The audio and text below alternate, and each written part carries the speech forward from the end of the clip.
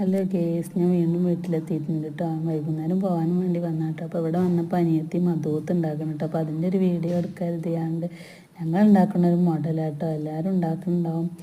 അപ്പോൾ main cook അനിയത്തി കേട്ടോ. ഞാനൊന്ന് ഹെൽപ്പിന് വെറുതെ നിന്ന് കൊടുക്കാന്നുള്ളൂ കേട്ടോ. അപ്പോൾ ചട്ടി എടുത്തിട്ട് സൺഫ്ലവർ ഓയിൽ വെച്ചിട്ട് 2 വല്ലുള്ളി അരിഞ്ഞ് നന്നായി വഴറ്റി കേട്ടോ. അപ്പോൾ അതൊന്ന് വഴഞ്ഞതിന് ശേഷം നമ്മൾ ഇഞ്ചി വെളുത്തുള്ളിയും പേസ്റ്റ് ഇട്ട് കൊടുക്കുന്നുണ്ട് കേട്ടോ. പിന്നെ അതൊന്ന് വഴഞ്ഞതിന് ശേഷം തക്കാളി മല്ലിച്ചപ്പ് ഇട്ട് കൊടുക്കുന്നുണ്ട് കേട്ടോ. തക്കാളി മല്ലിച്ചപ്പൊക്കെ ഒന്ന് അരച്ചെടുത്തതാണ് ഇട്ട് കൊടുക്കേണ്ടത്.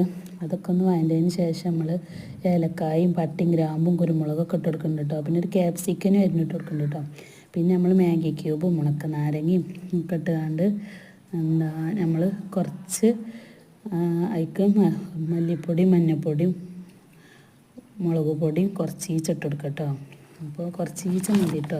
പിന്നെ നമ്മൾ ചിക്കൻ ഇട്ടൊന്ന് ഇളക്കിയതിന് ശേഷം നമ്മൾ മധുവത്ത് മസാല നമ്മൾ കടയിൽ നിന്ന് വാങ്ങിക്കൊടുന്ന കേട്ടോ. 250 ഗ്രാമിൻ്റെ മധുവത്ത് മസാല മുഴുവൻ ഇട്ട് കൊടുത്തിട്ടുണ്ട് കേട്ടോ. അപ്പോൾ അതൊന്ന് ചേർത്തിട്ട് നമ്മൾ ചിക്കനൊന്ന് ഇളക്കി ഒരു ഗ്ലാസ് തിളച്ച വെള്ളം ഇട്ട് 2 മിനിറ്റ് അടച്ച് വെച്ചൊന്ന് വേവിക്കട്ടോ. അതൊന്ന് ആയതിന് ശേഷം ഞാൻ ഈ പാത്രത്തിന് 1.5 കപ്പ് വെള്ളം ഒഴിച്ചിട്ടുണ്ട് കേട്ടോ. കാരണം ഞാൻ 1.5 കിലോ ബസ്മതി റൈസാണ് മധുവത്ത് ഉണ്ടാക്കാനും വേണ്ടി എടുക്കുന്നത്. അപ്പോൾ ഞാൻ എടുക്കുന്ന പാത്രം ഈ പാത്രം കേട്ടോ. ഈ പാത്രത്തിന് 1.5 കപ്പ് വെള്ളം ഒഴിച്ചെടുത്തിട്ടുണ്ട്. എന്നിട്ട് അതൊക്കെ ഒന്ന് അടച്ച് വെച്ചൊന്ന് തിളച്ച് വന്നതിന് ശേഷം നമ്മൾ അരി കഴുകി ഇട്ട് കൊടുക്കുക കേട്ടോ. ഞാൻ കുതിർക്കാനൊന്നും വെച്ചിട്ടില്ല കേട്ടോ. അരി കഴുകിയാണ്ട് അതൊന്നും ഇട്ട് കൊടുത്തിട്ടുണ്ട് കേട്ടോ.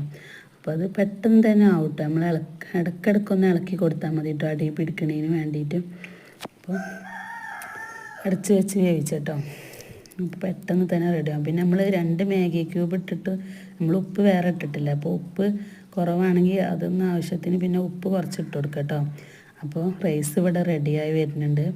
അപ്പോൾ കുറച്ച് തക്കാളി സോസും കുറച്ച് മയോണൈസൊക്കെ ഇട്ടിട്ടുണ്ട് കേട്ടോ. അപ്പോൾ നമ്മളെ വീഡിയോ ഇഷ്ടപ്പെട്ടിട്ടുണ്ടെങ്കിൽ എല്ലാവരും ചാനലൊന്ന് സബ്സ്ക്രൈബ് ചെയ്യണം കേട്ടോ. അപ്പോൾ ലൈക്കും കമൻറ്റും ഒക്കെ തരണം കേട്ടോ.